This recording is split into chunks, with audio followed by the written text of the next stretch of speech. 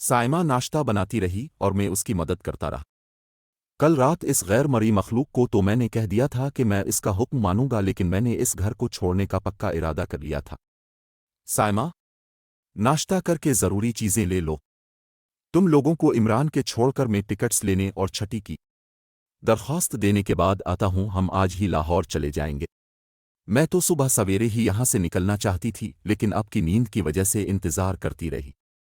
अचानक बेडरूम से मोमिना की दिलखराश चीख सुनाई दी।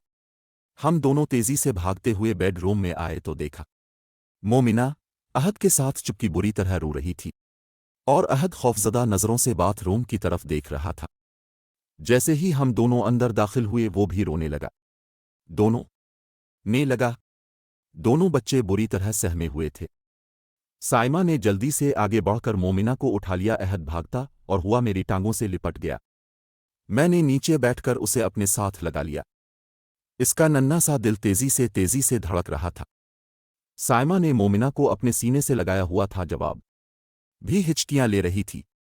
मैंने अहद को तसल्ली देते हुए पूछा, क्या हुआ मोमिना, क्यों रो रही है? उसने डबडबाई आंखों से मेरी तरफ देखा। बाबा अहम खेल रहे थे कि एक औरत जिसका मुंह जला हुआ था वो मोमिना को पकड़ने लगी थी। बाबा, उसके दांत टूटे हुए थे और आंखों से खून बह रहा था। उसने झरझरी सी ली। फिर वो कहाँ गई? मैंने पूछा। बाबा, वो बाथरूम में चली गई है। उसने खौफजदा नज़रों से बाथरूम की तरफ देखा। मैंने इसका हाथ छोड़ा और बाथरूम में झांक कर देखा, वहां कुछ भी ना था। मैंने वापस आकर कहा, वहां तो कोई भी नहीं है। मोमिना मां के कंधे से लगी सिसकियां ले रही थी। इसकी थोड़ी सामा के कंधे को छू रही थी। अचानक उसने आंखें घुमाकर मेरी तरफ देखा। उफ मेरे खुदा, आज बरसों बाद भी मुझे वो मंजर याद आता है तो मेरे रूंगटे खड़े हो जाते हैं। इसकी आंखें एकदम भैंस की आंखों जितनी हो गईं और मुंह से दो नुकीले दांत बाहर निकल आए। उसका मासूम चेहरा बेहद डरावना हो गया। वो मुझे देखकर मुस्कुराई। मैंने बमुश्किल उसके चेहरे से नजरें हटाकर साइमा की तरफ देखा। वो मोमिना की हालत से बेखबर गहरी सोच में गुम थी। जब दोबारा मेरी नज़र मोमिना के चेहरे पर पड़ी तो इसका चेहरा पहले की तरह बिल्कुल ठीक था। अचानक मेरे नथनों से गुलाब की खुशबू टकराई। इसके बाद राधा की आवाज़ कमरे से गूंजी। अब क्या विचार हैं पर यतीम? क्या कोई और चमत्कार देखना चाहते हो? मैंने तुमसे कहा था ना मेरे संग वो शोइश घात न करना। तुमने मुझे वचन दिया था मेरी आज्ञा का पालन करोगे, पर न तो दिन चढ़ते ही भूल गए। तुमने कैसे समझ लिया राधा तुम्हें पाकर खो देगी? मोहन, तुमने मेरे पर यम का गलत उपचार किया। मैंने तुम्हें कहा नहीं था, यदि तुम यहां से जाने का विचार भी मन में लाए तो तुमरी ये सनद रीतनी और सुल्तान जोत ना रहेंगे। क्या तुम चले जाओगे अपनी राधा को छोड़कर? पर न तो मैं इस बात ऐसा नहीं होने दूंगी। वर्षों बाद तो मेरी मन्नों का मिना ख्वाहिश पूरी हुई। बोलो मोहन, क्या अपनी राधा को छोड़ जाओगे? वो बार बार एक ही बात की तकरार किए जा रही थी। इसकी आवाज में बिला का दर्द आया था। साइमा के चेहरे पर वहशत छा गई थी।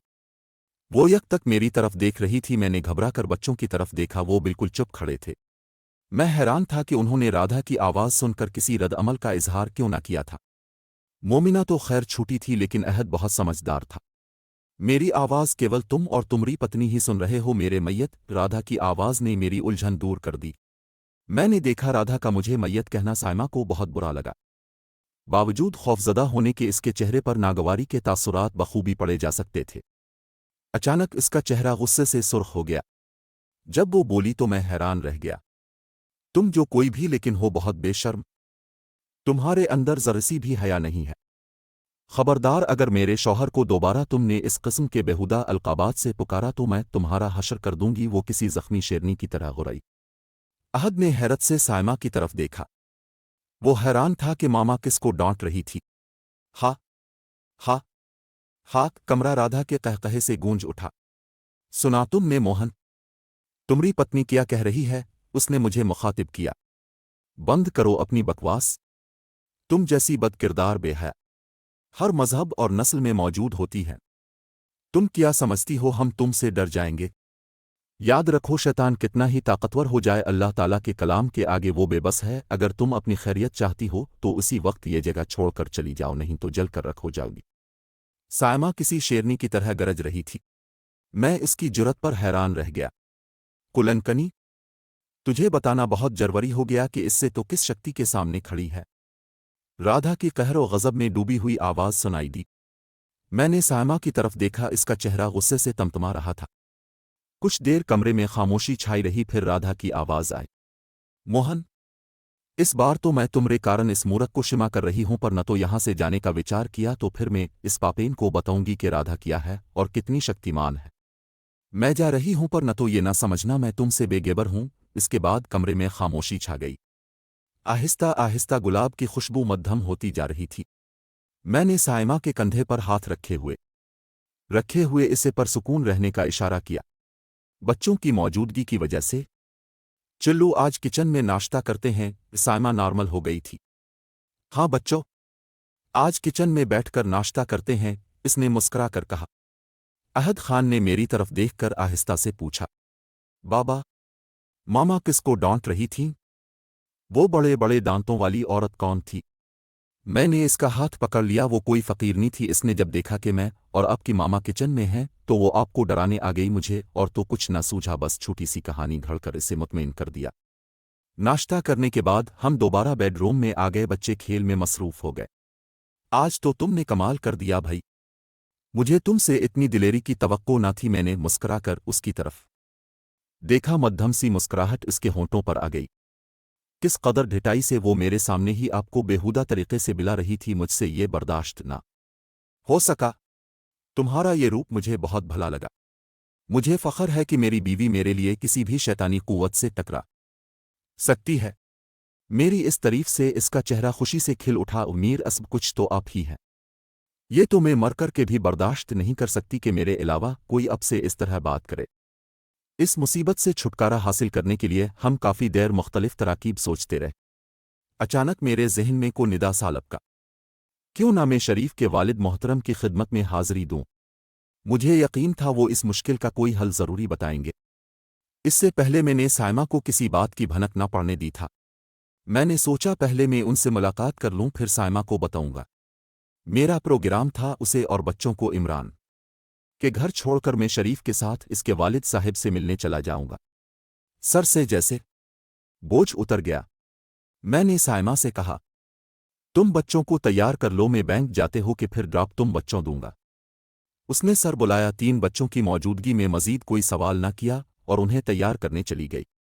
उसने अहद को कपड़े बदलने के लिए कहा और खुद मोमिना के साथ लान में चली गई।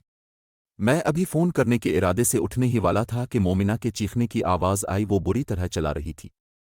इसके फ़ौरन बाद सायमा की हज़ियानी आवाज़ सुनाई दी। वो मुझे बिला रही थी। हाय अल्लाह! फारूक उधर आए, ये देखें मोमिना को क्या हो गया। मैं जल्दी से बाहर भागा। देखा तो सायमा ने मोमिना को गोद में उठाया हुआ है। इसके मुंह से झाग निकल रहे हैं और हाथ पीर बुरी तरह मुड़े हुए हैं। मैंने उसे गोद में ले लिया। सायमा रोने लगी। फारूक, ये देखें इसे क्या हो गया है। मैंने इसे अंदर लाकर बेड पर लेटा दिया। अचानक मोमिना ने आंखें खोलीं और उठकर बैठ गई। उसके मुंह से कहका निकला, लेकिन आवाज़ राधा की थी। हा हा हा। सायमा ने रोते हुए कुरानी आयात का वर्द शुरू कर दिया। मोमिना ने अपनी सुर्ख अंगारा आंखों से इसकी तरफ देखा। अब क्या विचार है मेरे बारे में? इसके हल्क से राधा की आवाज़ निकली, तो बड़ी बलवान है। केवल इतनी सी बात से घबरा गई। मुझे भस्म करने चली थी। अब क्या हुआ? किधर गया तीर ओ तीखापन? अगर तुझ में जरा भी शक्ति है तो मुझे अपनी पत्तरी के शरीर से बाहर निकाल। मैं भी तो देखूं तो कितनी शक्तिमान है। सुन मूर्ख, मैं मोहन के कारण अब भी तुझे क्षमा कर सकती हूं। क्यों तुझे इतना करना होगा जो जाप तो हर रेना करती है? इसे बंद कर दे। राधा का मुतालबा खुलकर सामने आ गया। सायमा ने कुछ न समझते हुए री जानिब देखा। चूंकि राधा ज्यादातर हिंदी बोलती थी इसलिए जाप वगैरह के अल्फाज न समझ सकी थी। राधा का मतलब है इत्ता अल कुर्सी का जो वजीफा जो तुम हर रात सोने से कब्ल करती हो वो बंद कर दो। मैंने वजाहत की। क्यों? वजीफे से उसे क्या तकलीफ है? सायमा की आंखों में उलझन थी।